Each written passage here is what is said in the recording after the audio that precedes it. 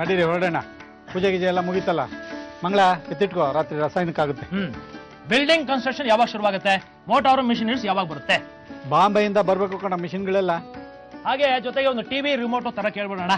ನಾನು ನಮ್ಮ ಕ್ಯಾಬಿನ್ ಅಲ್ಲಿ ಕುತ್ಕೊಂಡು ಟಿವಿ ನೋಡ್ತಾ ರಣಧರ ಪಿಕ್ಚರ್ ನೋಡ್ಕೊಂಡು ಒಂದ್ ಕೈಯಲ್ಲಿ ತ್ರಿಪಲ್ ಸಿಗರೇಟ್, ಇನ್ನೊಂದ್ ಕೈಯಲ್ಲಿ ಸ್ಕಾಚ್ ವಿಸ್ಕಿ ಇಟ್ಕೊಂಡು ಡಿಪೋ ಇಂಪ್ರೂವ್ಮೆಂಟ್ ಬಗ್ಗೆ ಕೂಲಿಂಗ್ ಗ್ಲಾಸ್ ಹಾಕೊಂಡು ಯೋಚನೆ ಮಾಡ್ತಾ ಇದ್ರೆ ನನಗಾರು ಸಮ. ಭುವನದಲ್ಲಿ ಅಚ್ಚರಿ, ಸುತ್ತೆಲ್ಲ ಸುಂದರಿ. ಡಿಪೋನಲ್ಲಿ ಕುಡಿದ್ರೆ ಕಾಲ್ ಮುರಿದು ಬಿಡ್ತಿದ್ದೆ. ಕುಡಿಯೋದಕ್ಕೆ ಏನಣ್ಣ ಲೊಕೇಶನ್? ದೇವಸ್ಥಾನದಲ್ಲಿ ಕುಡಿದ್ರು ಒಂದೇ, ದೇವಗಂಗೆಯಲ್ಲಿ ಕುಡಿದ್ರು ಒಂದೇ, ಡಿಪೋದಲ್ಲಿ ಕುಡಿದ್ರು ಒಂದೇ. ಅದೊಂದೇ ನೋಡು, ಎಂಥ ಜಾಗದಲ್ಲಿ ಕುಡಿದ್ರು ತನ್ನ ಕೆಲಸನ ತಾನು ಸರಿಯಾಗಿ ಮಾಡುತ್ತೆ. ಎಲ್ಲೇ ಕುಡಿ ನಶೆ ರೆಡಿ. ಅಂಕ ಸಿಗೋಕ್ಕೆ ಇನ್ನು ಸ್ವಲ್ಪವೇ ಸಮಯ ಉಳಿದಿದೆ. ವಿಘ್ನಗಳಾಗದೇ ಇರೋ ಹಾಗೆ ನೋಡ್ಕೋ.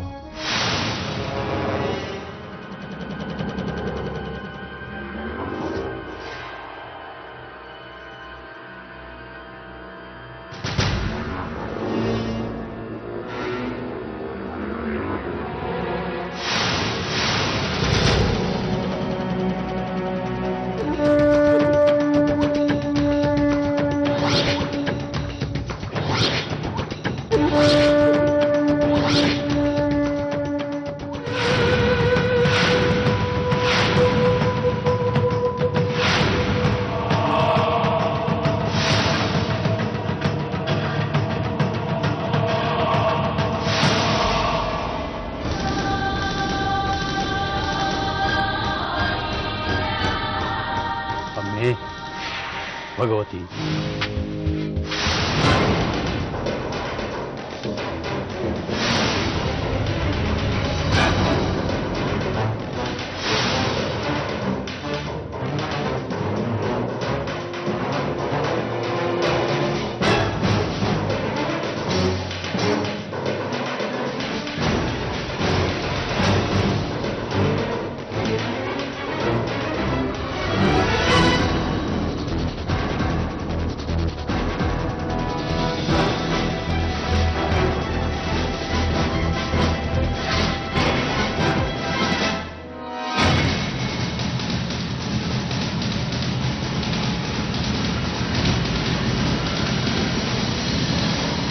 ಗುರುಗಳನ್ನ ನಂಬ್ಕೊಂಡು ಕೂತಿದ್ರೆ ಬರೀ ಪೂಜೆ ಹೋಮಗಳಲ್ಲೇ ಜೀವನ ಮುಗಿದು ಹೋಗುತ್ತೆ.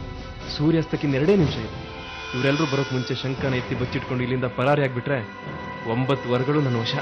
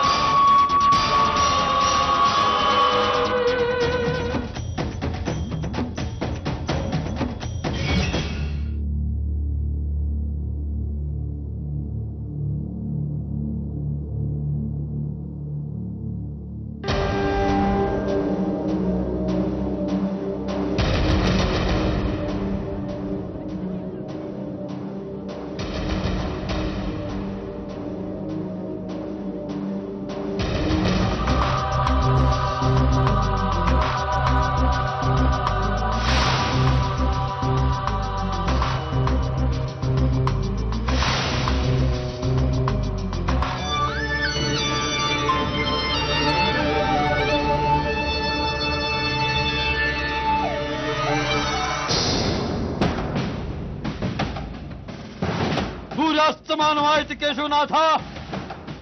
ಇನ್ನು ಆ 9 ವರ್ಗಳಿರೋ ಶಂಖ ನಿನ್ನ ಸ್ವತ್ತು. ನೀನದನ್ನು ಬೇಕಾದ ಹಾಗೆ ಉಪಯೋಗಿಸಬಹುದು.